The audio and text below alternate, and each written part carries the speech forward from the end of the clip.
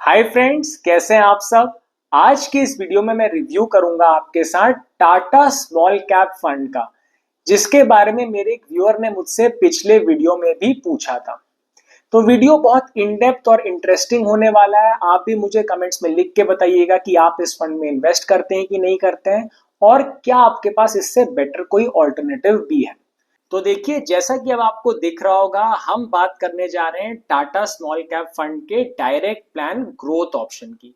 पूरी proper analysis करेंगे, fund की इन डेप्थ एनालिसिस करेंगे। तो बिना टाइम वेस्ट किए हम बढ़ते हैं आगे।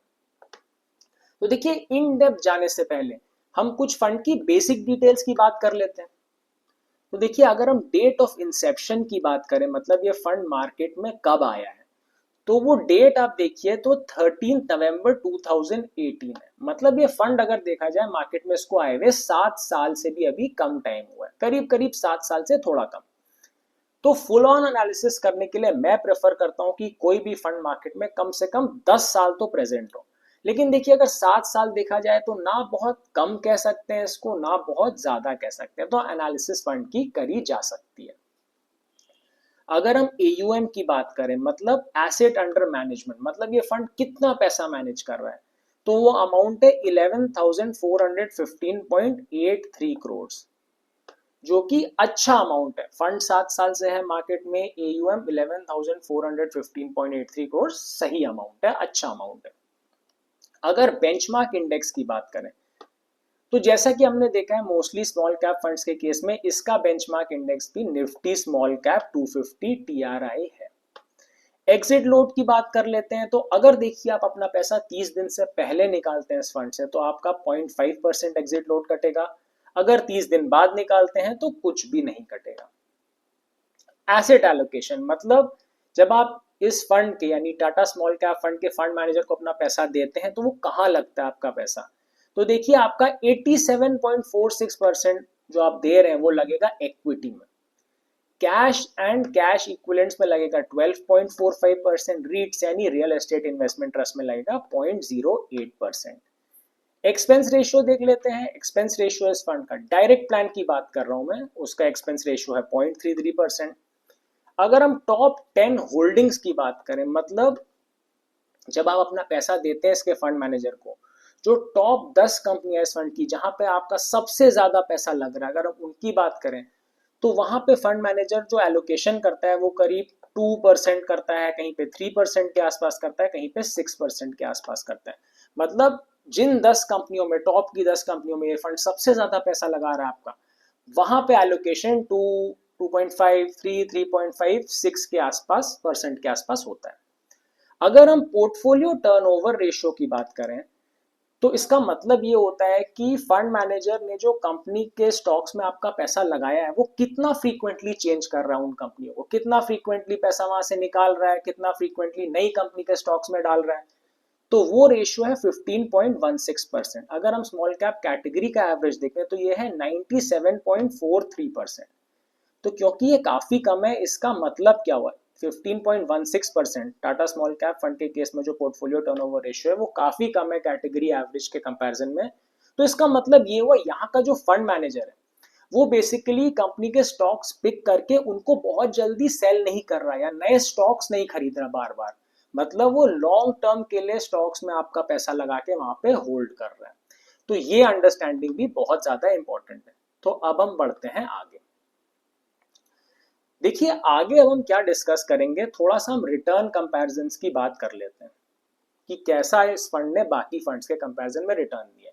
और हमको पता है कि किसी भी फंड के रिटर्न्स को कंपेयर करने का सबसे अच्छा तरीका क्या होता है, एवरेज रोलिंग रिटर्न्स। तो वही हमने यहाँ पे किया है। अब यहाँ पे देखिए, समझना ये जरूरी है, मैंने यहाँ पे रिटर्न जो कंपैरिजन किया पहले वेल एस्टैब्लिश्ड फंड्स के साथ किया है स्मॉल कैप कैटेगरी के, मतलब जो स्मॉल कैप कैटेगरी में काफी सालों से प्रेजेंट है। क्योंकि ये अभी थोड़ा कम टाइम से प्रेजेंट है, 7 साल से कम टाइम पीरियड से प्रेजेंट है, इसलिए मैं कोशिश कर रहा हूँ इसका एनालिसिस पहले वेल एस्टैब्लिश्ड फंड्स के साथ करूँ जो काफी टाइम से मार्केट में प्रेजेंट है स्मॉल कैप कैटेगरी में। तो जैसा मैंने आपको बताया, रोलिंग रिटर्न्स हम कंपेयर करेंगे। रोलिंग रिटर्न्स में भी क्या, 5 ईयर एवरेज। अब 5 ईयर एवरेज क्यों, क्योंकि देखिए फंड को 7 साल से भी कम टाइम हुआ है, तो हम 10 ईयर एवरेज तो निकाल नहीं सकते, तो इसलिए रोलिंग रिटर्न्स हम कंपेयर कर रहे हैं 5 ईयर एवरेज। किस डेट से कंपेयर कर रहे हैं?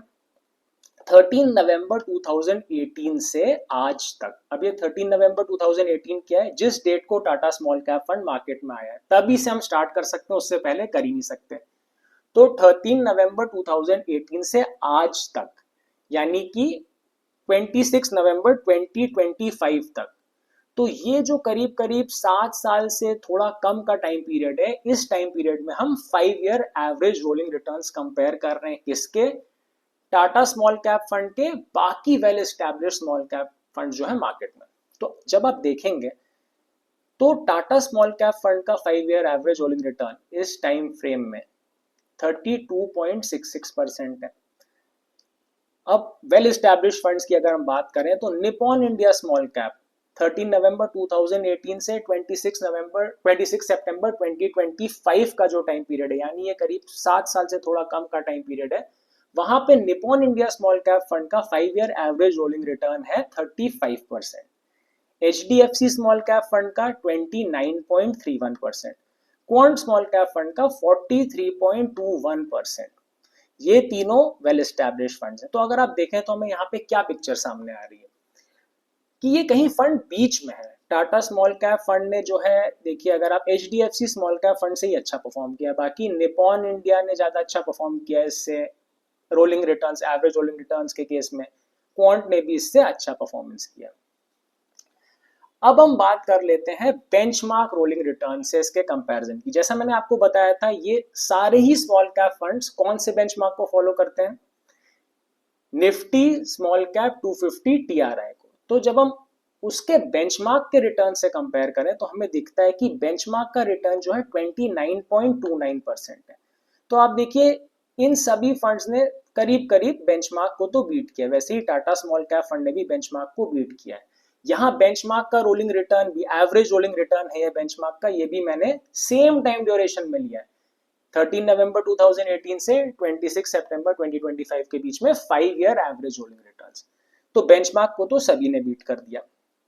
एक और इंपॉर्टेंट चीज देख लेते हैं, 13 नवंबर 2018 से 26 सितंबर 2025 का मैंने टाइम ड्यूरेशन लिया था। इस 7 साल के करीब करीब टाइम में जितने भी 5 ईयर पीरियड्स हैं, उनके जब हम रिटर्न देखते हैं और उनका एवरेज निकालते हैं तो हमें रोलिंग रिटर्न मिल जाता है।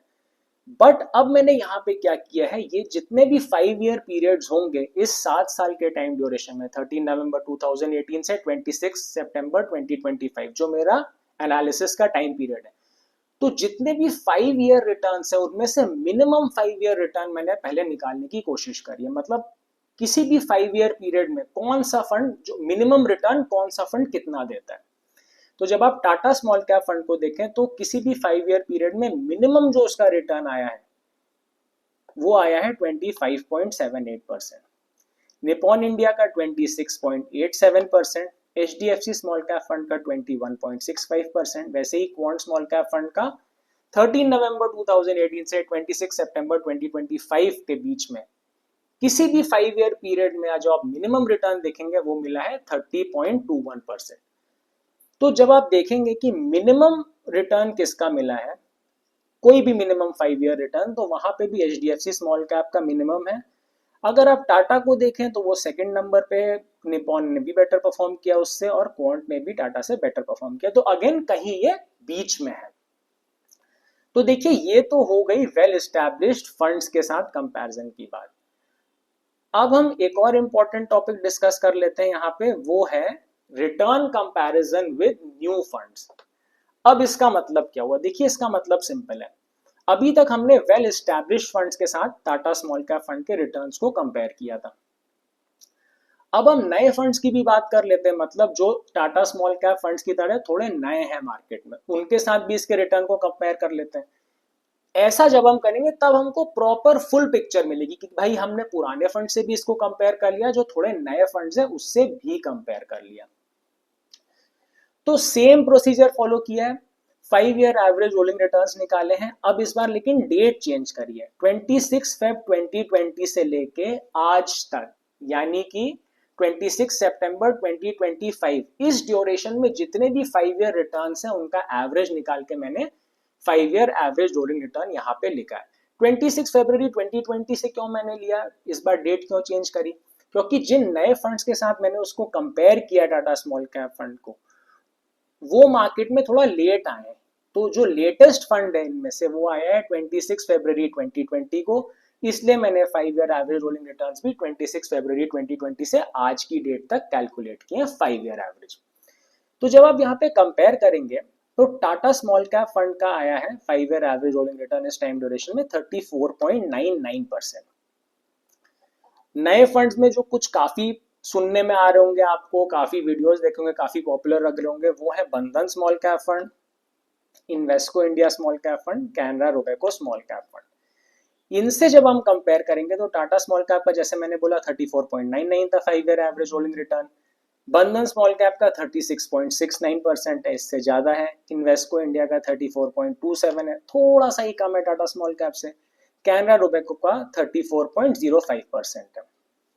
तो मतलब अगर आप देखें तो जितने भी नए फंड्स हैं उन्होंने 26 फेब 2020 से आज की डेट तक में 5 ईयर एवरेज रोलिंग रिटर्न करीब करीब 34-35 की रेंज में दिया। सबसे ज्यादा दिया है बंधन स्मॉल कैप फंड ने, उसके बाद है Tata small cap fund second number पे, उसके बाद बाकी फंड्स हैं इन्वेस्को और कैनरा रोबेको। यहाँ पे भी हम बेंचमार्क से भी कंपेयर कर लेते हैं जो कि है निफ्टी स्मॉल कैप 250 टीआरआई। तो बेंचमार्क जो रोलिंग रिटर्न्स हैं, average rolling returns 5 year average, उसी सेम टाइम पीरियड में यानी 26 फरवरी 2020 से आज की डेट में, तो निफ्टी स्मॉल कैप 250 ने दिया है 33.25%। तो यहाँ पे भी अगर आप देखें तो बेंचमार्क के रिटर्न को तो सारे ही स्मॉल कैप फंड्स ने बीट किया, जो नए फंड्स भी हैं। अगेन अब हम यहाँ पे मिनिमम 5 ईयर CAGR रिटर्न देख लेते हैं ड्यूरिंग एनी 5 ईयर पीरियड, मतलब सिंस 26 फरवरी 2020। मतलब जैसा मैंने लास्ट स्लाइड में किया था राइट, कि अब हम क्या कर रहे हैं 26 फरवरी 2020 से आज तक की डेट में जितने भी 5 ईयर पीरियड्स आए होंगे उसमें किस 5 ईयर पीरियड में कितना मिनिमम रिटर्न दिया फंड ने, मतलब मिनिमम कितना रिटर्न दे सकता है कोई फंड किसी भी 5 ईयर पीरियड में इस ड्यूरेशन में। तो अगर हम टाटा स्मॉल कैप फंड की बात करें 27.86% मिनिमम है, बंधन small cap 31.66, Invesco India small cap 25.62, Canara Robeco small cap 27.34। तो यहाँ पे जब आप देखेंगे तो मिनिमम रिटर्न देखिए बंधन का सबसे ज्यादा है, सेकंड नंबर पे आता है टाटा स्मॉल कैप, इन्वेस्को, उसके बाद आता है कैनरा रोबेको, और फाइनली लास्ट मतलब सबसे कम रिटर्न 5 ईयर किसी भी 5 ईयर पीरियड में इस टाइम ड्यूरेशन में इन्वेस्को इंडिया स्मॉल कैप का। तो ओवरऑल मुझे अभी तक रिटर्न से क्या समझ में आ रहा है, रिटर्न कंपैरिजन से, कि अगर आप पुराने फंड्स में भी देखें तो Tata small cap fund return performance के केस में कहीं बीच में है। मतलब पुराने फंड्स में भी कुछ फंड उससे अच्छा परफॉर्म कर रहे हैं, कुछ नहीं कर पा रहे हैं, नए फंड में भी कुछ फंड उससे अच्छा परफॉर्म कर रहे हैं, एक आध फंड अच्छा परफॉर्म कर रहे हैं, कुछ फंड अच्छा नहीं परफॉर्म कर पा रहे। तो अभी तक जो मुझे पिक्चर दिखी है वो ये है कि कहीं ये फंड बीच में, बेंचमार्क से तो अपने अच्छा परफॉर्म कर रहा है लेकिन बाकी स्मॉल कैप फंड्स के कंपैरिजन के केस में अच्छा परफॉर्मेंस है, कुछ फंड उससे कभी अच्छा भी परफॉर्म कर रहे हैं, कुछ फंड नहीं कर पा रहे हैं। तो देखिए अभी तक एनालिसिस से हमें ये समझ में आया। अगली स्क्रीन पे बढ़ते हैं। तो अगेन अब हम बाकी फंड्स का कंपैरिजन कर लेते हैं in terms of alpha, standard deviation and Sharpe ratio. Alpha क्या होता है, जो बताता है कोई फंड अपने बेंचमार्क इंडेक्स से या बेंचमार्क से कितना अच्छा परफॉर्म कर रहा है, जो इस केस में निफ्टी स्मॉल कैप 250 टीआर है। स्टैंडर्ड डिविएशन हमें क्या बताता है, फंड कितना वोलेटाइल है, कितना आपका पैसे को कभी नीचे करेगा कभी ऊपर करेगा, कितना आपको परेशान करेगा। परेशान करेगा से मतलब कि कितना आपका पैसा फ्लक्चुएट करेगा मार्केट के साथ, कितना वोलेटाइल है फंड बेसिकली।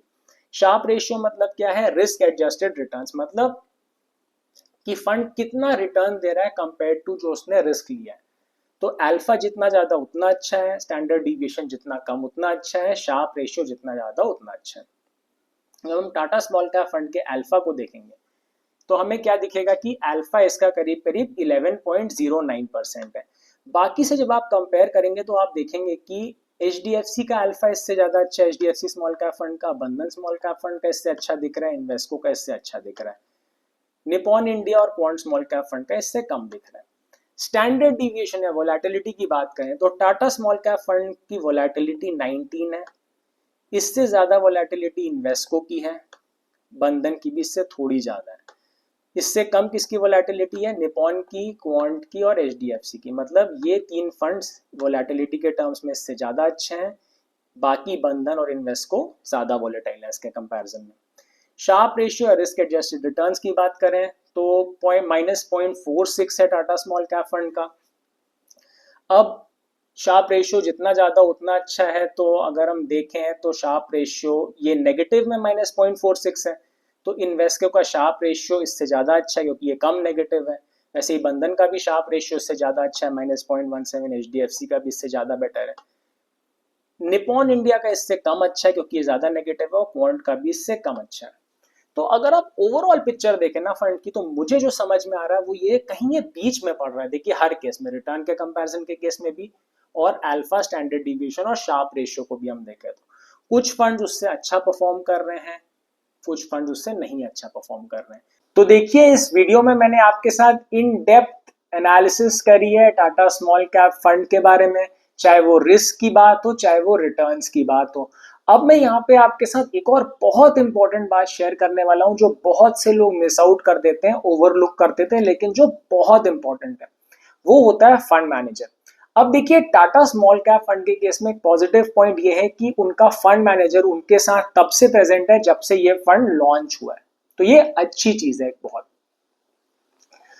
अब देखिए कंक्लूड अगर करा जाए तो मुझे टाटा स्मॉल कैप फंड, अगर हम रिटर्न्स वगैरह देखें, बाकी रेशियोज देखें, तो अच्छा फंड लगा। लेकिन कहीं ना कहीं देखिए कुछ फंड उससे अच्छा भी परफॉर्म कर रहे हैं, और कहीं पे वो बाकी फंड से अच्छा परफॉर्म कर रहे हैं, जो कि नॉर्मल है। देखिए कुछ टाइम पीरियड में कुछ फंड्स अच्छा परफॉर्म करेंगे, कुछ टाइम पीरियड में बाकी फंड्स अच्छा परफॉर्म करेंगे। तो अब फाइनली हम इंपॉर्टेंट क्वेश्चन पे आते हैं कि क्या मैं इस फंड में अपना पैसा इन्वेस्ट करूंगा कि नहीं करूंगा। तो देखिए मैं इस फंड में अभी अपना पैसा इन्वेस्ट नहीं करूंगा। जैसा मैंने आपको स्टार्टिंग में बताया था कि ये फंड बहुत नया नहीं है, लेकिन बहुत पुराना भी नहीं है। 7 साल से कम टाइम हुआ इसको मार्केट में आए हुए, तो मैं थोड़ा वेट करूंगा। मैं 10 साल जब इस फंड को हो जाएंगे, तब उसके बाद इसका रिव्यू करूंगा, इसका परफॉर्मेंस एनालिसिस करूंगा, और तब मुझे अगर परफॉर्मेंस अच्छा दिखता है तो मैं इसमें इन्वेस्ट करने का सोचूंगा, क्योंकि 10 साल का टाइम पीरियड एनालिसिस के लिए एक अच्छा टाइम पीरियड होता है। तो देखिए वीडियो काफी इन डेप्थ था, काफी रिसर्च करी इस वीडियो को बनाने में मैंने आपके लिए। कोशिश हमेशा यही रहती है कि ऐसा वीडियो निकले कि आप उसको एक बार देखें और आपको दोबारा कोई वीडियो देखने की जरूरत ही ना पड़े। तो आपको वीडियो कैसा लगा? अगर वीडियो अच्छा लगा हो, सब कुछ समझ में आया हो, तो इसको लाइक जरूर करिएगा, शेयर कर दीजिएगा, और कमेंट करके मुझे बताइएगा कि क्या आप टाटा स्मॉल कैप फंड में अपना पैसा इन्वेस्ट करते हैं। अगर नहीं इन्वेस्ट करते तो स्मॉल कैप कैटेगरी के कौन से फंड में आप अपना पैसा इन्वेस्ट करते हैं। चैनल को सब्सक्राइब कर दीजिएगा, बेल आइकन भी जरूर प्रेस करिएगा ताकि आपको सबसे पहले नोटिफिकेशन मिले जैसा मेरा वीडियो लॉन्च हो। और कमेंट जरूर करिएगा, उससे बहुत मोटिवेशन मिलती है मुझे इसी टाइप की वीडियोस रिलीज करने की। तो मिलता हूं मैं आपसे अगले वीडियो में एक ब्रांड न्यू टॉपिक के साथ। तब तक के लिए अपना ख्याल रखिएगा। Bye bye, take care, stay safe.